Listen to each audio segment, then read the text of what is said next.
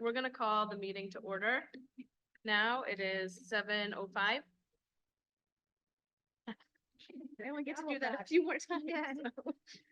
Good, we'll start with the Pledge of Allegiance. This is the budget hearing, not the actual meeting, so we'll start with the Pledge of Allegiance, though. We're gonna do it twice, everyone. I pledge allegiance to the flag of the United States of America and to the republic for which it stands, one nation, under God, indivisible, with liberty and justice for all. Okay. There's an attendance sheet going around. I think everyone has seen it, and just make it come back to me eventually, please. Yeah. Thank you. That brings us to the point on the agenda where we review the proposed FY 2024-2025 budget, and Corey will lead the charge as budget chair. Committee chair. Dear fellow board members, today we're sharing with you the Budget Committee's recommendation for 2004-2025 NRPL budget.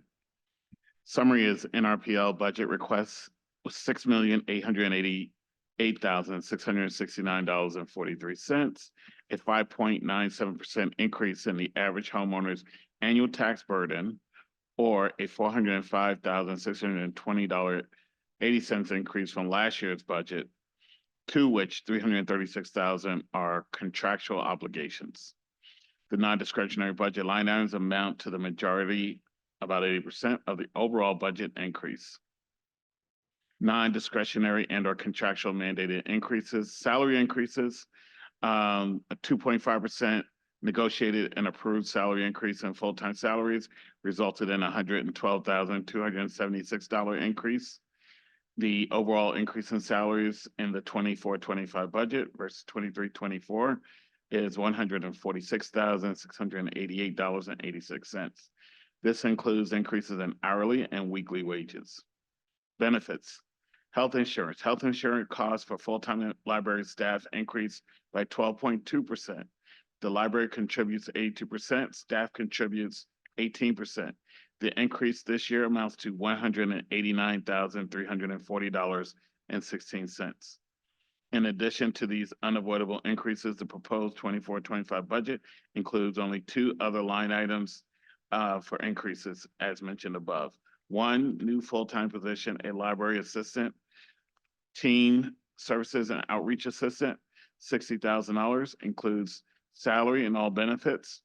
A modest increase in library materials of $15,543.26 for the year. As in the past, we've explored numerous possible budget scenarios with varying levels of increase. In the past, we've tried to show a scenario that keeps the budget flat, but that was not possible due to the unavoidable and contractual mandated increases in salaries and health insurance. In addition to these unavoidable increases, the proposed 24-25 budget includes only two other line item increase, as mentioned before.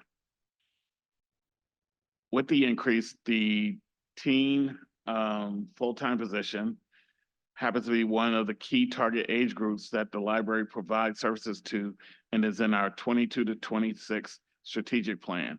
It is listed as goal number 5, to increase in visibility, access, and scale.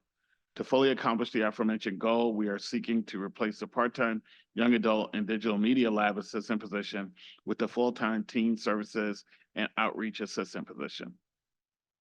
The head of teen services created a well-reasoned document that calls for the creation of a library assistant / teen services and outreach assistant position, which is attached to this proposal. In it, Rio, the teen services head, outlines that a full-time position will ensure that we have a dedicated staff member in teen services who can consistently and assuredly be available and relied upon.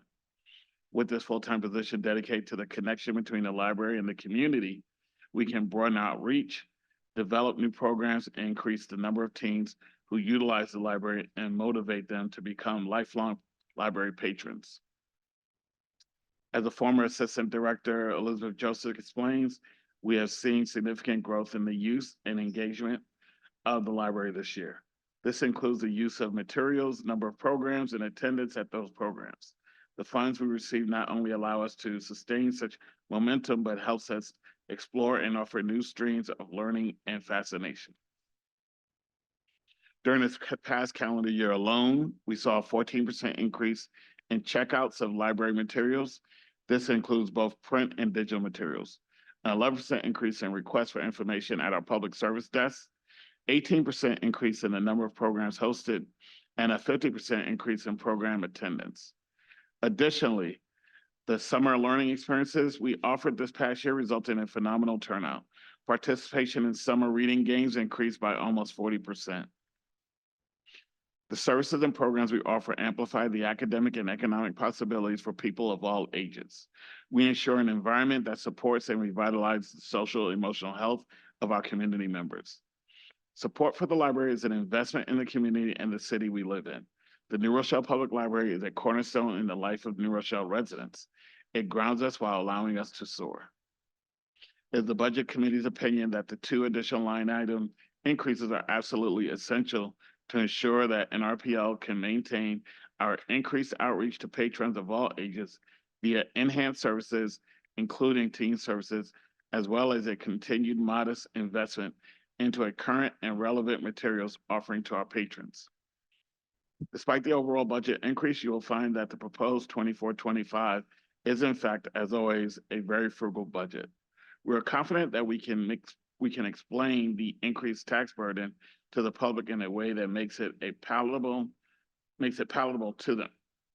Again, the average taxpayer in New Rochelle will see an increase of approximately $28 from last year's budget in their taxes going to New Rochelle Public Library. Given that the survey conducted to inform the strategic plan suggested that the community is willing to support the library through taxes, we hope our voting public will support this budget. Supporting information, the Westchester Library System recently published a document providing comparison between the 38 public libraries in the system. The NRPL's FTE staffing per capita for every 2,000 residents is the second lowest library and is ranked 37 out of 38 libraries in the county at 0.80. The NRPL is staffed very lightly given our population size, square footage for 2 facilities, and the long opening hours. We believe adding this new library assistant, teen services, and outreach assistant position is appropriate in the context of the NRPL staffing situation and to remain in alignment with the community's stated goals for our strategic plan, which the community was involved with intimately. Regarding materials, the NRPL is again ranked as the second lowest.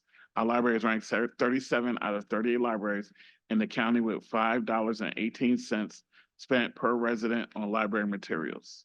The attached information sheet, which is a part of the previously referenced publication, providing comparative Westchester Public Library information, details our woeful status relative to per capita library material spending. We must enhance our spending in order to provide equity and access to library materials for our residents and to provide fair value for taxpayers. Thank you, Corey Galloway and the Budget Committee.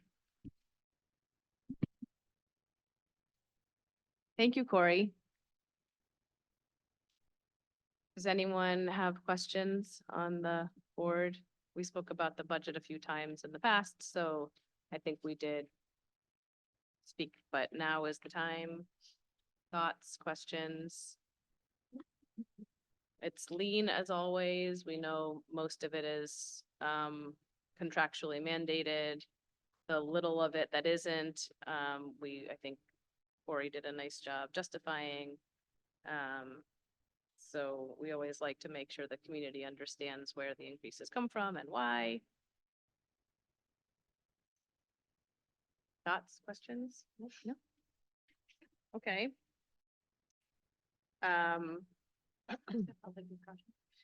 Yep. So from that part, yes, exactly. We don't have anyone. Do we have anyone for the public discussion? Yes. For specifically on the budget? Yes.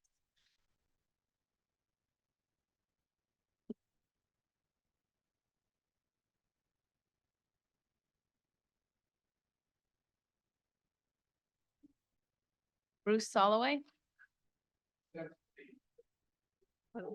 That's for This is for, regular meeting. this is not for the Not for the budget. budget. Okay, so we will hold on. Yeah. Hey, Jessica. Can I give this back to you just so we can use it again? Thank you. Thanks for bringing it. Okay. So we're in the public discussion section of our budget hearing. If we have no public to be heard, then, if there's no further comment or discussion, I have this resolution on, I should do this now, right? Okay. So this, we're deliberating if I should make this, tax cap override resolution now or in the regular meeting, but I'm gonna do it now. When any library in New York State overrides the tax cap, we are required to, as a board, pass a resolution to increase the tax cap. So that's what we're gonna do now. So adoption of the budget that we did adopt in, I believe, March, was it April? It was March. Requires a tax levy increase of $383,602, which exceeds the statutory tax levy increase limit of $149,366 for the school year, and therefore exceeds the state tax cap and must be approved by 60% of the qualified voters present and voting. Does everyone understand that? Okay, so I'm going to make a motion that we pass this tax cap resolution. Can I get a second? Second. Cory seconds. All in favor? Aye. Aye. Any opposed? Nope. So the resolution passes for the tax cap override. And I'm filling out my notes for Jean. And I will give this back to you. Okay. Thank you. Then if there's nothing else, then I can make a motion to adjourn this year's budget hearing. Could I get a second? Second. Cory seconds. All in favor? Aye. Any opposed? Great. Our budget hearing has adjourned.